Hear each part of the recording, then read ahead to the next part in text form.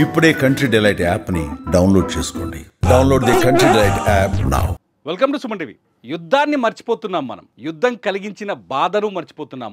యుద్ధానికి దారి తీసిన పరిస్థితుల్ని కూడా మనం మర్చిపోతున్నాం. ఎందుకంటే మనకు మరుపు చాలా సహజమైనది. కానీ పాకిస్తాన్ మర్చిపోవట్లేదు. మనం కొట్టిన దెబ్బను, ఆ గాయాన్ని గుర్తుపెట్టుకొని ఇంకా కలలో కూడా భారత్ని ఊహించుకుంటోంది. భారత్ అంటే భయపడుతుంది.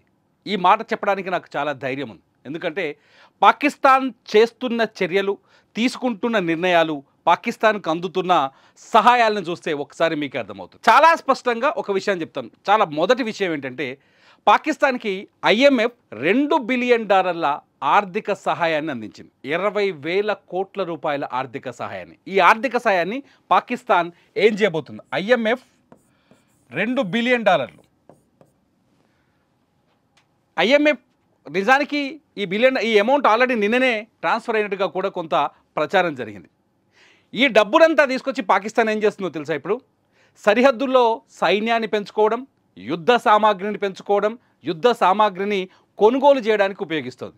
దాంతోపాటు ఉగ్రవాద సంస్థలు ఏవైతే ఆపరేషన్ సింధూర్లో మన దాడుల్లో నేలకూలినాయో ఆ ఉగ్రవాద సంస్థలకు సంబంధించిన భవనాల్ని పునర్నిర్మించే ప్రయత్నం చేస్తుంది. మళ్ళీ నిర్మించేందుకు పైసలు ఇస్తుంది. మసూద్ అజార్ గారికి పైసలు మళ్ళీ ఇచ్చింది. దాదాపు 14 కోట్ల రూపాయల పాకిస్తాన్ కరెన్సీని అప్పచెప్పింది. అట్లాగే వాడు ఉన్నాడు కదా, లష్కరే తోయిబా అధినేత, వాడికి రక్షణ కల్పించడానికి, వాడి సంస్థలు POKలో కూలిపోయిన సంస్థలు కూలిపోయిన వాడి శిబిరాలకి పునర్నిర్మించడానికి మళ్ళీ డబ్బులు మంజూరు చేస్తుంది. గొప్ప విషయం ఏం తెలుసా?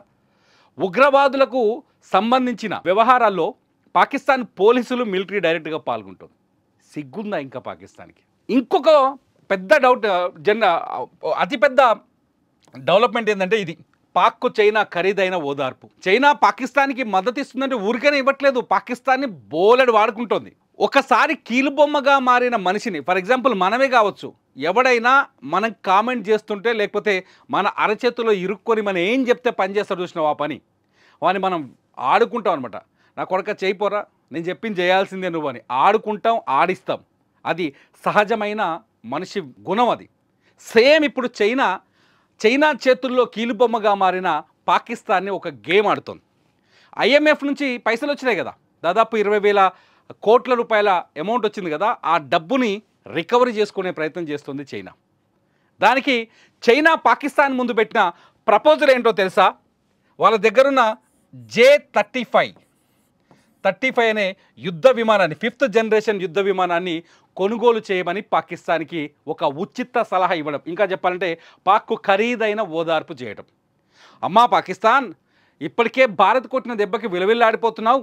మీ ఎయిర్ బేస్లన్నీ నాశనం అయిపోయినాయి. 11 పట్టణాల్లో సరిహద్దులో మీరు పెంచి పోషించిన ఉగ్రవాద శిబిరాలని నాశనం అయిపోయినాయి. ఒకవేళ భారత్ గనక మళ్ళీ ఏ రఫేల్తోనో సుఖోయ్తోనో అటాక్ చేసిందనుకో, నీకు తట్టుకునే కెపాసిటీ లేదు. కాబట్టి రఫేల్, సుఖోయ్ని తట్టుకునే శక్తి, అదే అమెరికా దగ్గర కూడా ఇంకొక జెట్ ఎయిర్వేస్ ఉంది కదా, అమెరికా దగ్గర ఉన్న ఏంటది F-35, రఫేల్ F-35 లాంటి యుద్ధ విమానాలని తట్టుకునే శక్తున్న మా J-35ని తీసుకోండి. ఇది జింగ్పిన్ 35 అనుకోవచ్చు. మన దాన్ని J-35 యుద్ధ విమానం కొనుక్కోండి. దీనికి చాలా తక్కువ ఖర్చులో 50%లోనే మేము ఇస్తామని చెప్పేసి పాకిస్తాన్ ముందు బేరం పెట్టింది. 50% రిబేట్కి ఇస్తామని చెప్పేసి 30 యుద్ధ విమానాలు కొనుగోలు చేయమని పాకిస్తాన్కు ఒక ప్రపోజల్ పెట్టింది. అందుకు పాకిస్తాన్ ఒప్పుకుంది. ఈ ఆగస్టులోనే ఆ J-35 ఏదైతే ఉందో ఆ J-35ని పాకిస్తాన్కి అందించడానికి ఏర్పాట్లు జరుగుతున్నాయి. J-35ని పాకిస్తాన్కి అందించడం వల్ల చైనాకి కలిసి వచ్చే అంశం ఏంటంటే, చిన్న చిన్న తుప్లీ దేశాలు కొన్ని ఉంటాయి, చాలా అంటే తక్కువ ఖర్చుతో బతికే దేశాలు, ఆదాయం తక్కువగా ఉన్న దేశాలు చూసినావా, సాధారణంగా యుద్ధ విమానాలు కానీ యుద్ధ సామాగ్రి కానీ ఎవరి దగ్గర ఎక్కువగా ఉంటారంటే America, Russia, South Korea, France దగ్గర ఎక్కువగా ఉంటారు. ఎందుకంటే అత్యాధునికమైన, బలమైన, శక్తివంతమైన యుద్ధ సామాగ్రి వీళ్ళ దగ్గర ఉంటుంది. ఇది వీళ్ళు కాకపోతే టర్కీ లాంటి దేశాల దగ్గర ఉంటారు. అజర్బైజాన్, ఆర్మేనియా యుద్ధంలో కొంత పురుగు వచ్చింది కాబట్టి టర్కీ లాంటి దేశాల దగ్గర ఉంటారు. కానీ చైనా దగ్గర కొనేంత పత్ల, ఇది తోకపడాసు లాంటివి మనకు చాలా స్పష్టంగా అర్థమైపోయింది. మొన్ననే భారత్ దెబ్బకి వాళ్ళ ఎయిర్ బేస్ మొత్తం నాశనం అయిపోయింది. చైనా ఏం తట్టుకోగలిగింది? వాళ్ళ దగ్గర ఉన్న రాడార్ వ్యవస్థ భారత బ్రహ్మోస్ క్షిపణి ముందు సర్వనాశనం అయిపోయింది కదా, మొత్తం తుక్కు అయిపోయింది పాకిస్తాన్. సో అయినప్పటికీ మేము అంతకంటే శక్తివంతమైన యుద్ధ విమానాలు ఇస్తాం, ఈసారి భారత్ పైన నిప్పుల వర్షం కురిపించవచ్చని పాకిస్తాన్ని మభ్యలో పెట్టి ఈ 20,000 కోట్లనేగా వాటిని మెల్లగా ఇట్లా లాక్కునే ప్రయత్నం చేస్తాం చైనా. ఏదో చెప్పింది కొత్తగా, ఏం చెప్పిందంటే తక్కువ ఈఎంఐలు కట్టుకోండి, కొంచెం అమౌంట్ ఇవ్వండి, 50% డిస్కౌంట్ ఇస్తాం మీకు, మా యుద్ధ విమానాలు కొనుగోలు చేయండి. చైనా చేసిన ఈ కుట్ర వెనుక అతిపెద్ద రాజకీయం ఉంది. రక్షణ రంగ నిపుణులు చాలామంది చెప్తున్నారు. ఏం చెప్తున్నారంటే, బాబు వీళ్ళు తయారు చేసిన ఈ యుద్ధ విమానాలు కావచ్చు, బాంబులు కావచ్చు, రాకెట్లు కావచ్చు, పాకిస్తాన్కి ఇస్తే వాళ్ళు ప్రయోగించి భారత్ మీద అవి సక్సెస్ అయినాయో ఫెయిల్ అయినాయో చెప్తారు.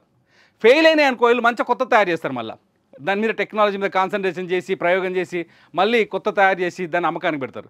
సక్సెస్ అయిందనుకో, చూడు మా యుద్ధ విమానాలు ఆల్రెడీ కథన రంగంలోకి దిగాయి, మీరు కొనుక్కోండి అని ఇతర దేశాలకు సలహాలు ఇస్తారు. ఆఫ్రికా చిన్న దేశాలు చాలా ఉన్నాయి లిస్టులో, ఇటువంటి దేశాలకు అమ్మడానికి ప్రయత్నం చేస్తారు. మిడిల్ ఈస్ట్ దేశాలు కొన్ని ఉన్నాయి కొనడానికి. పాకిస్తాన్లో ఏదైనా ఆయుధం సక్సెస్ అయిందనుకో వాటి అమ్మకానికి పెట్టుకోవడం కోసం చైనా పాకిస్తాన్ ఒక మార్కెట్ కింద, శాంపిల్ మార్కెట్ కింద వాడుకుంటుంది. పాకిస్తాన్ ఏం చేస్తుంది, అమ్మో మాకు చైనా సహాయం అందిస్తోంది అని చెప్పేసి ఆ సహాయాన్ని కింద తీసుకొని భారత్ పైన ప్రయోగం చేస్తుంది. ఇది చైనా చేస్తున్న దొంగ నాటకం. ఇందులో పాకిస్తాన్ నాయకులు మంచి అవినీతి పరులు, బీభత్సంగా ఆమ్యామ్యాలు మింగేస్తున్నారు. ఇది ఇప్పుడు జరుగుతున్న విషయం. కానీ చైనాకి 2 ఉద్దేశాలు ఉన్నాయి. ఒకటి వాళ్ళ యుద్ధ సామాగ్రిని అమ్ముకోవడం, 2 పాకిస్తాన్కి మద్దతు ఇచ్చి భారత్ని ఏదో రకంగా ఇబ్బందులకు గురి చేయడం. ఈ 2 లక్ష్యాలు చైనా నెరవేర్చుకుంటుంది. సో పాకిస్తాన్ చేస్తున్న పాపాలకి చైనా పాపాలు కూడా తోడవుతున్నాయి. ఎప్పటికైనా వీళ్ళకి సమాధానం చెప్పాల్సింది మాత్రం భారతే. మీరేమనుకుంటున్నారు? ఇండియా ఒక పాకిస్తాన్కి మాత్రమే బుద్ధి చెప్తే సరిపోతుందా? చైనాకి కూడా బుద్ధి చెప్పాల్సిన అవసరం ఉందా? టర్కీ మీద ఏ విధంగా అయితే తిరగబడ్డారో భారతీయులు, ఇప్పుడు చైనా పైన కూడా అలా తిరగబడాల్సిన అవసరం ఉందా లేదా? మీరేమనుకుంటున్నారు? ఈ వీడియో కింద ఖచ్చితంగా కామెంట్ చేయండి. చూస్తూనే ఉండండి సుమన్ టీవీ.